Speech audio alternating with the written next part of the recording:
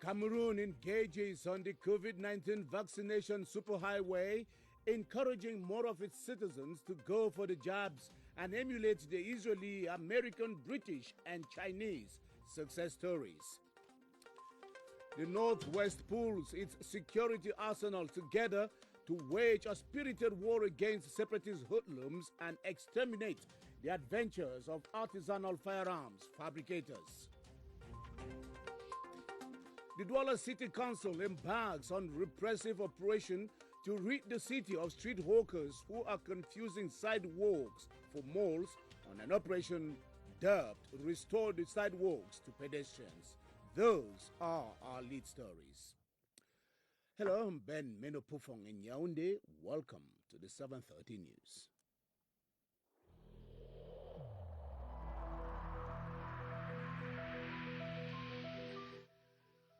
I urge you once again to put on your face masks, to wash your hands regularly, and to consult a physician or any other health personnel if you notice any symptoms. This is the only way to save lives and to curb the spread of the virus.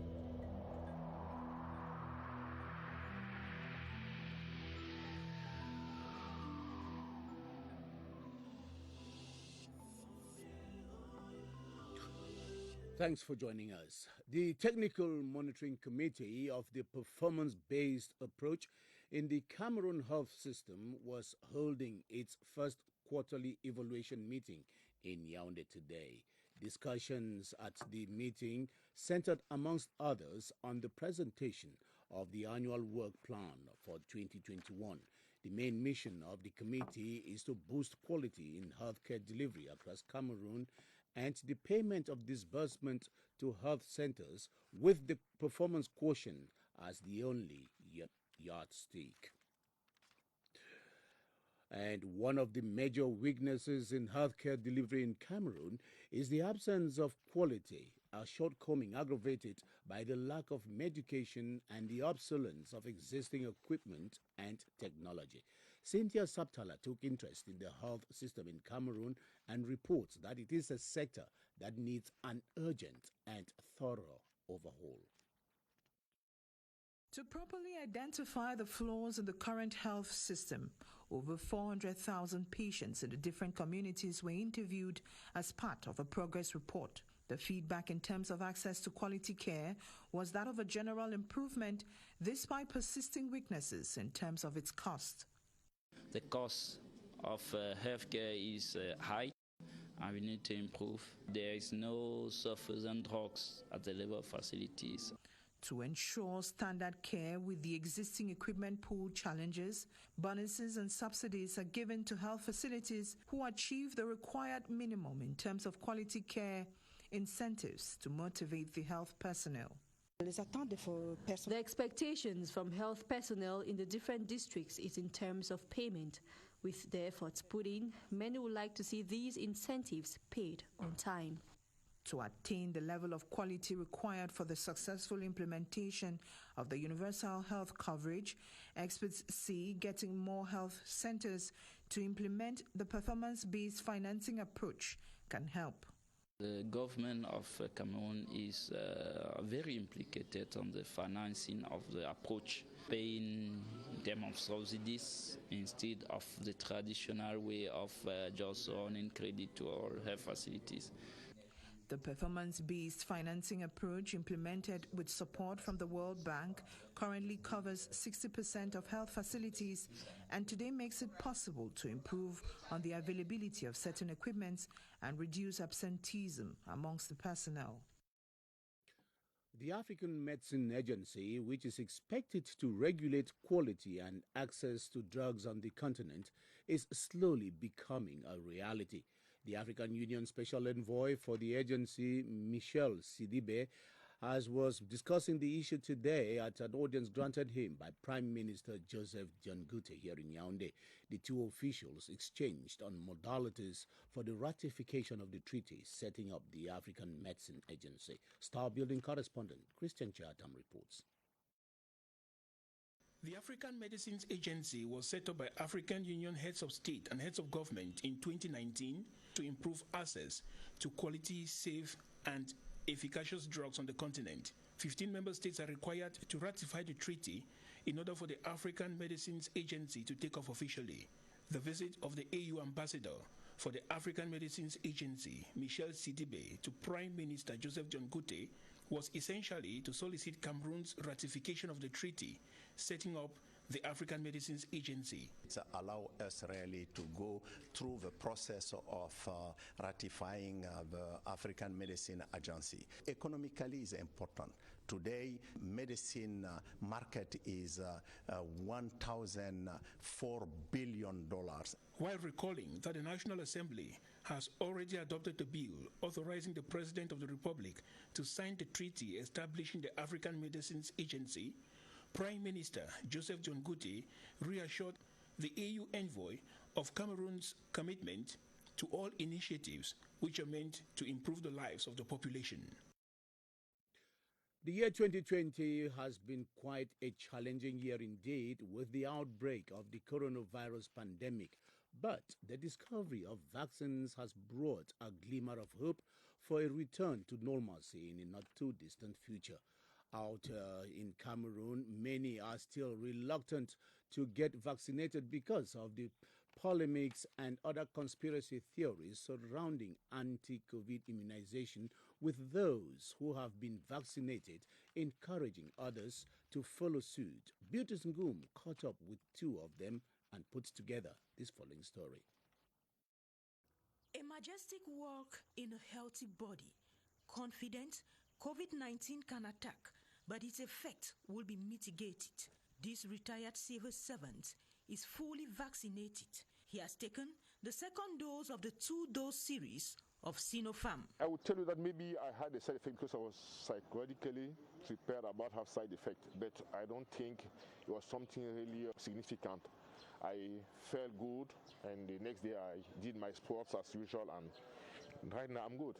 On the streets of Yaoundé, many are going about with their daily chores, but few have received the boosters. Those who have say it permits them to stay safe as they continue to navigate through life during a pandemic. When I took it, I really expect to have something, so it's new, but finally I was normal, going to work normally. Karen got vaccinated, but has not started hugging friends or throwing all her mask yet. She is still careful since there are still a lot of unvaccinated people swirling around her. I wear the mask because it's good to protect. I expect that the other will take vaccine so that at the end we are going to leave even the mask. Many are encouraged to immunize against the virus. Though the vaccination is still to pick steam in Cameroon, China, the United Kingdom, Israel and the US are presently leading the COVID-19 vaccination, with over 65% of their population having received their required doses of the jab. And Ewane Epole has been reflecting on the marketing situation and the strategies that these countries have been using to be on top of the COVID-19 vaccination exercise. And he pieced together the following story.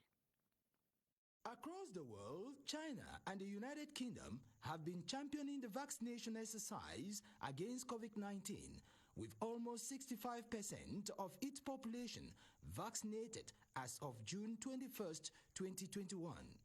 Israel's small size, combined with its advanced healthcare system and a huge army, have been capable of actually carrying out the operation, with over 60% of people vaccinated. Meanwhile, the United States has the most extensive vaccine stockpiles and has already administered 317.58 million doses in its own country.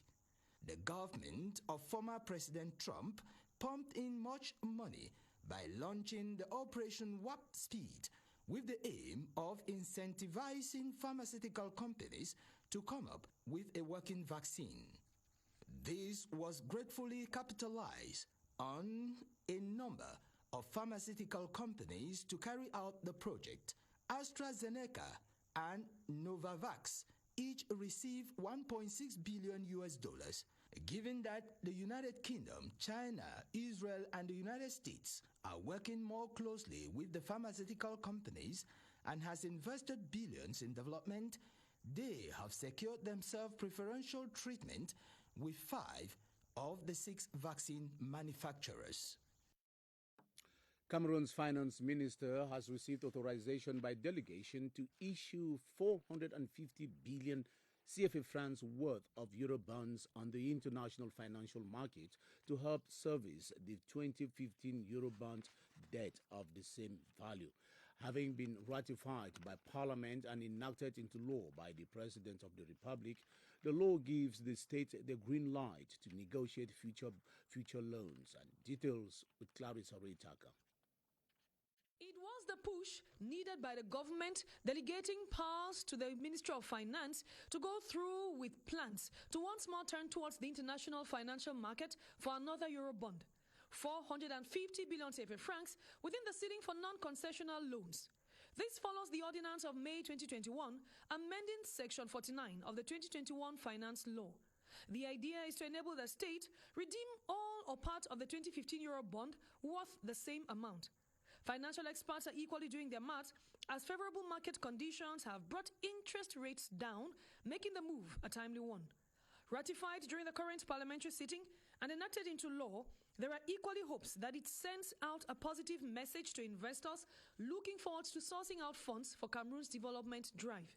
It is not an additional debt, explained as being necessary to reimburse the 2015 loan, while the debt servicing for 2021 investors will be paid later. The June 2021 decree equally states that the use of any leftover from the Eurobond is the prerogative of the President of the Republic.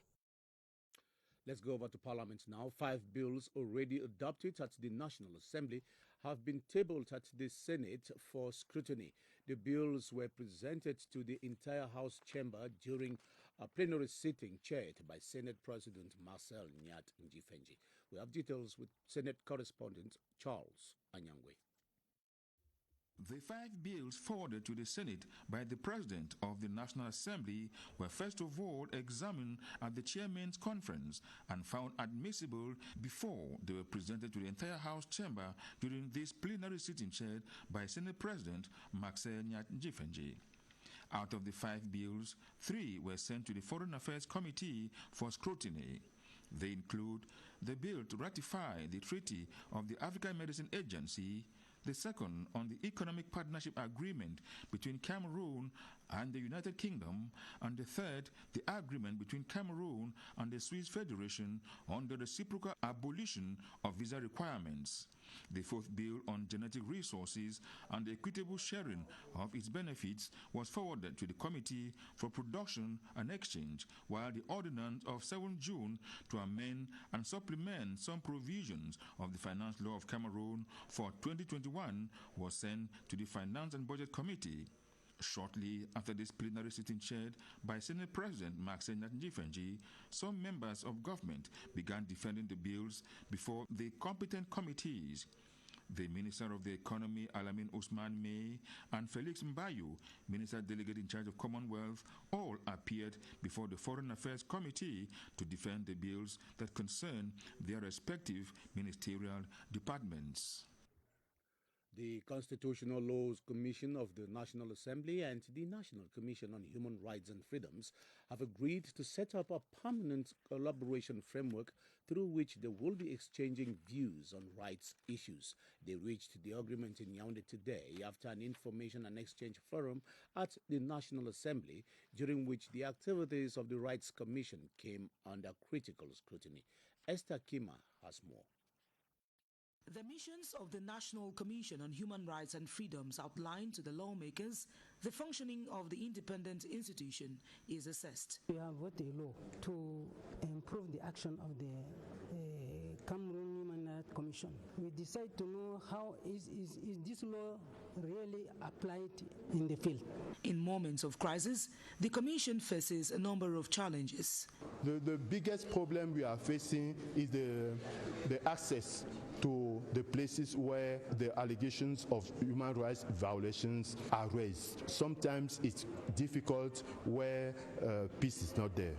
The monitoring and evaluation of human rights protection must be reinforced. There is a correlation between the effectiveness of a democracy and the respect for human rights, and it is our hope that the Commission will be seen more on the field. For concerted action, it is essential that the Commission's findings be made public. This will guarantee that citizens are adequately informed on their rights and the extent of their freedoms. You're watching the 7:30 news on the Cameroon radio television, the CRTV, as we beam live from Yaoundé. 5 persons are reportedly under custody in the Ngok division of the Northwest region for alleged possession of materials used in the fabrication of explosives. During a security meeting in Bamenda today, Governor Adolphe Lele-Afrique promised more of such military operations to crack down on such perpetrators of insecurity across the Northwest region will follow. From Bamenda, Mercy Kuse reports. The security officials in the Northwest region have presented a report of some operations carried out in hot zones around the region, citing the tracking down and arrest of some 5 individuals in Kitunja division as their most recent success. We reported that thanks to the collaboration of the population, the security services have caught 5 people with heavy material meant to prepare and fabricate explosives in the Ngokituja division. They are under the custody of the security services and are in the keeping of the legion commander. They are going to be prosecuted and treated accordingly. During the security meeting, it was announced that there are other areas in the region where violence is still very high, and Governor Adolphe Lele-Afrique has promised that the military is rethinking their strategy towards crushing those who are in support of violence in these areas. And the population of Ikona in Moyoka subdivision of the Southwest region have received a consignment of food items, farm inputs, medication and sanitary kits within the framework of the growing civilo-military relationship in that part of the country.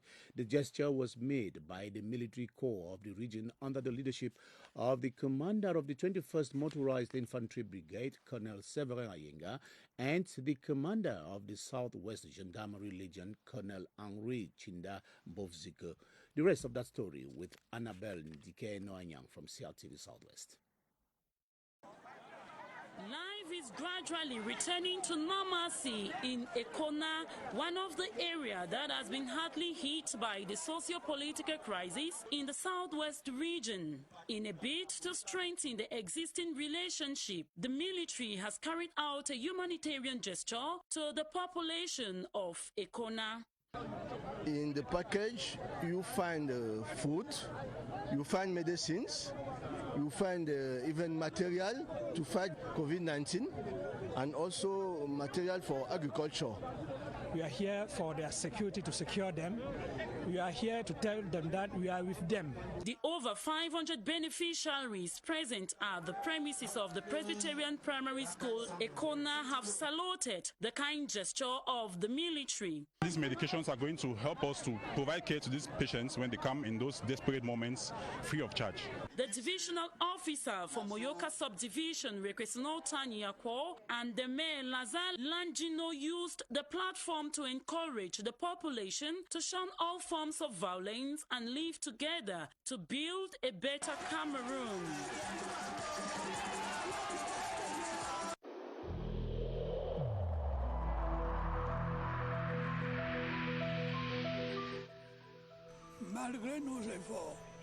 Despite our efforts, COVID-19 plunged many families into mourning and seriously hampered the functioning of our economy and society.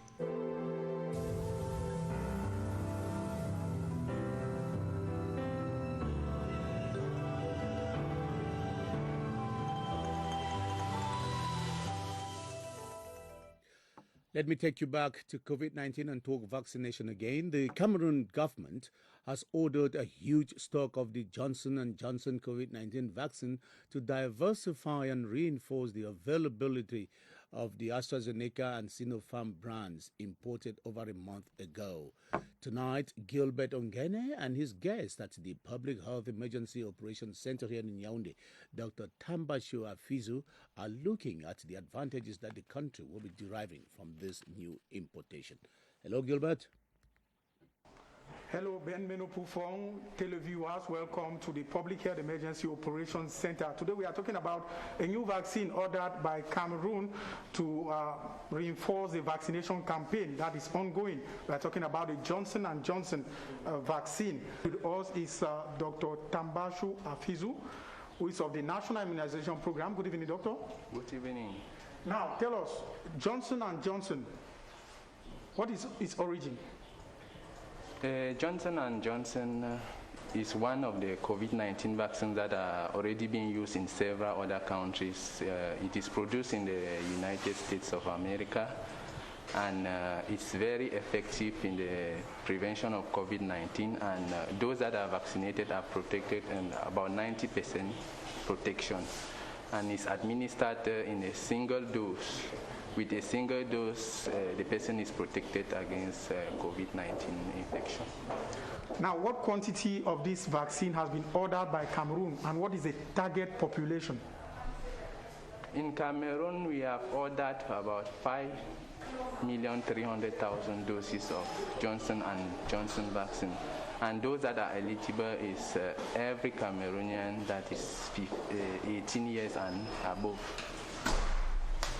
Well, Ben Menopufong, that is it from the Public Health Emergency Center, the new vaccine, Johnson & Johnson, that comes to reinforce the other vaccines that you already know, which were already in use in Cameroon. The vaccination campaign against the COVID-19 pandemic is ongoing in Cameroon.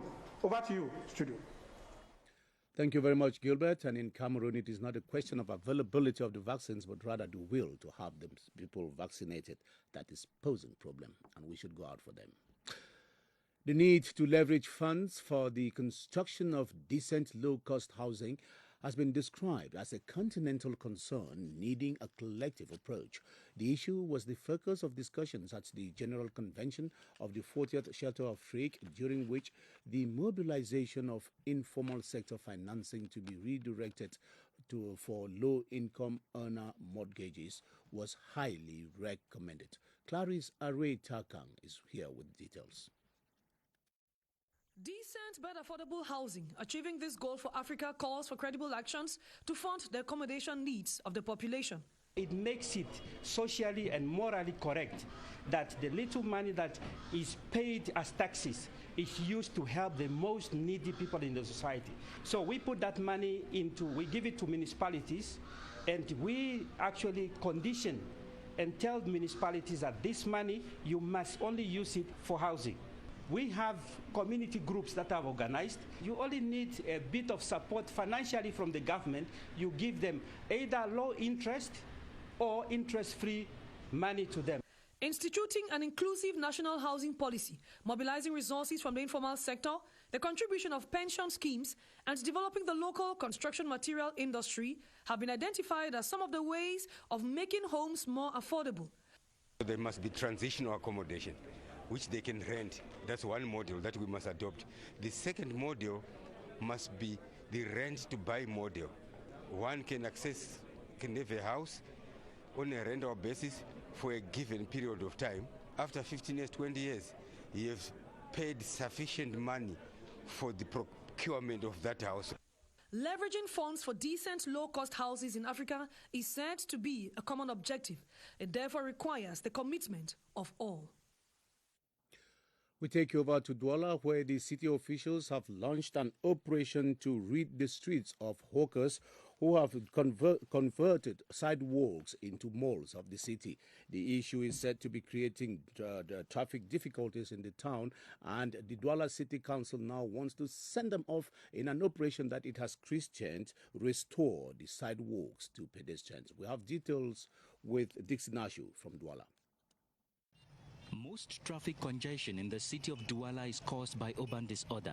The epidemic areas are the Douche Municipal on the stretch road known as Cité Chinoise and Rond-Point des Dos. The issue at Douche is that of hawkers who have occupied every inch of the sidewalk, pavement and main road. After several weeks of communicating with those doing business and blocking circulation to vacate the place to no avail, elements of the municipal police of the Douala City Council descended on the area and destroyed all makeshift stalls. Behold, when the joint Douala City Council and Senior Divisional Office went down to inspect the place this Tuesday morning, they were all back and business as usual. Some were courageous enough to throw the challenge at the administrators that they will return when they will be tired. The senior divisional officer politely but firmly told those causing anarchy on the streets of Douala that the sidewalk is not a marketplace. Leave or face the consequences. Circulation at Rond-Point des Dos is complicated due to the presence of taxi and motorcycle taxis that have invested on every inch of available space. Sensitization has been accompanied with a parking lot where passengers can be picked and dropped.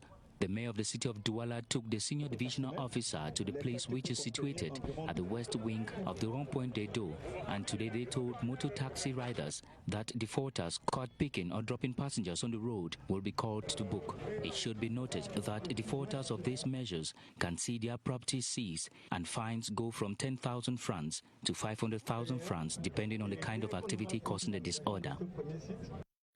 A disorder that is equally prevailing here in Yaoundé as hawkers and other street side vendors continue to illegally occupy sidewalks, seriously impeding traffic and movement of people around the city center. Commercial hotspots like Avenue Kennedy are difficult to ply, particularly during rush hours, owing to the heavy presence of these sidewalk merchants who, despite a marching order from the Yaoundé City Council, continue to hold their own. Clarence Nge went finding out why hawkers have been resisting the call to quit and reports that it borders on shared disregard for state authority. It is common to see pavements, parking lots and other public spaces illegally occupied by traders who display electronic gadgets, dresses, shoes, just to name a few. Despite several efforts by officials of the Yaoundé City Council asking them to quit, they have turned a deaf ear, saying the council should provide a suitable business site before asking them to vacate. Recently at Avenue Kennedy, one of the commercial hot spots here in the city of Yaoundé, noted for the practice of urban disorder. I am presently standing on a pavement which is meant to be for pedestrians walk, but this pavement has been clandestinely occupied by hawkers and vendors, creating a disorder, of course, which is also encouraging theft, or a perennial situation the Yaoundé City Council is gradually solving. In a conversation with the Inspector General at the Yaoundé City Council, His Majesty George Mahou Gimbous assured that a resettlement site for these clandestine vendors at Avenue Kennedy is near completion. Some of the traders have expressed mixed feelings concerning the resettlement site, saying it will obviously come with colossal payment of taxes. Though gradual process, an official list of close to 400 vendors will soon be made public. The list will be the first set to occupy the different shops at the CSU neighborhood. Given the fact that Cameroon is en route to emergence, preparations for the AFCON 2021 in full gear, officials of the Yaoundé City Council will leave no stone unturned to limit this illegal activity in the capital city. On to something else now. The management of the Special Council Support Fund for Mutual Assistance, FCA, has affirmed that the structures to host the 10 regional councils should carry with them the vision for the development of smart cities in Cameroon. This ambition concluded a series of meetings FCA management has been holding in Yaoundé with regional council officials. The last of the meeting with the delegations from the Adamawa and the West also saw the presentation of the architectural plans of the regional council's headquarters that FCA is envisioning for the regions. Kilian Dandifon reports. This is how the regional council headquarters for the Adamawa will look like and will cost 14,379,200,000 CFA francs. After watching the plan presented Monday by FEICOM management to be constructed in part as loan and part as grant, the Regional Executive Council President was quick to express his appreciation. I think the General Manager of FEICOM will give us this opportunity to come here to see what happened, what he prepared for us. In another video plan projection, the head of the Regional Executive Council delegation from the West saw their imminent smart city headquarters to cost $14,228 million as a dream world come true. Showing us architectural designs that can be imbibed by our various regions, it's something that we are really proud of. The Director General of FEICOM, Philippe Camila Kua, with the approval of his titular Ministry of Decentralization and Local Development, as well as technical ministries represented, said his plan for the 10 regional council headquarters will reflect the development expected of the current decentralization process. The 7:30 news on the Cameroon radio television, that's the way it was. Thanks for watching. See you tomorrow, 7:30.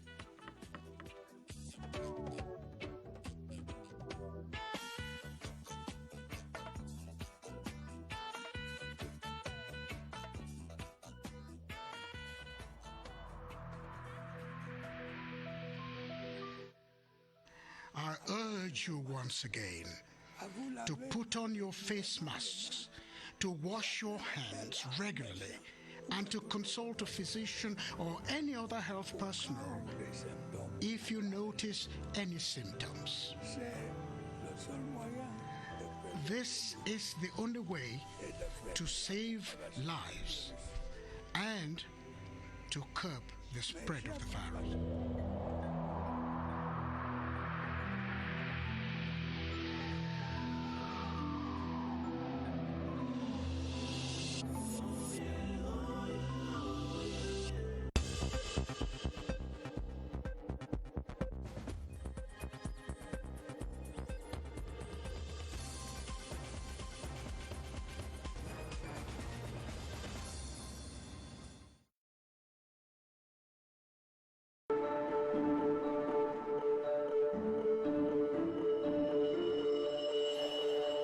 Our world today is full of uncertainty.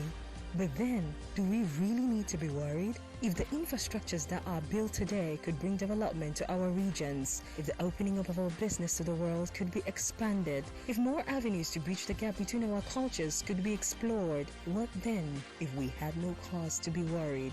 Our government, through the 2020-2030 National Development Strategy, is even more than in the past, showcasing its resolve to really take us a step further. For each one of us to elude the greatness and unity of our country, Cameroon has to count on its young people with promising ideas, those willing to fulfill their aspirations and ready to serve. Distinguished citizens, institutions, you are highly invited to be part of the 10th edition of the Fair on Government Action from the 25th to the 31st of July 2021 at the Yaoundé Multipurpose Sports Complex. For further information, please contact the event agency Mon Communicateur, the government's agent. Salon de l'action gouvernementale, la vitrine du Cameroun. S'il y a une chose que font tous les savons, c'est bien un lavage. Des seaux aux bassines, des salles de bain au ruisseau. Et entre autres. Tous les savons lavent. Oui, mais Protex est différent. Sa formule réinventée à base d'huile de lin renforce les défenses naturelles anti-germes de votre peau en vous protégeant 10 fois plus contre 99,9% des germes. Alors, qu'est-ce qui nous maintient en bonne santé? Protex! Protex, une bonne santé commence ici. Madam, good morning. I know exactly what you can find now. You know me very well. I am a faithful customer of my yard. Ah, madam, you correct. See my papa as he fine and he really brown. And my fish for roastam. Trust me, it really tastes so. 100% extra refined, perfectly balanced. Mayo is rich in vitamins and it makes life so light. Mayo, I love you. You're my darling, my treasure. Mayo, I love you.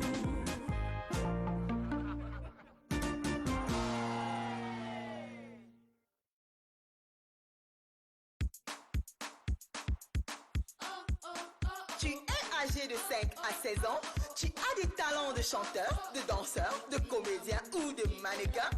Alors, demande la permission à tes parents et inscris-toi au concours Kids Talent Cameroun.